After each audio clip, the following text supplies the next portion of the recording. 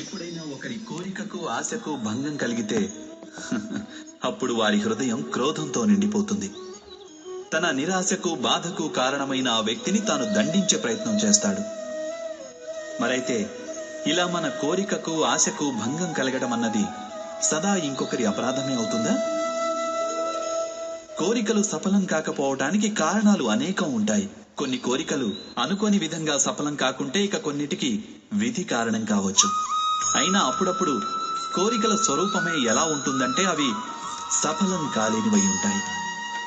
మరి పరిస్థితుల్ని విచారించకుండా ఇంకొకరిని అపరాధిని తప్పు పట్టడం న్యాయం కాదు, ప్రతీకారం అవుతుంది. న్యాయానికి ఆధారమైనది దయ, కరుణ. అలాగే ప్రతీకారానికి ఆధారం క్రోధం, అహంకారం.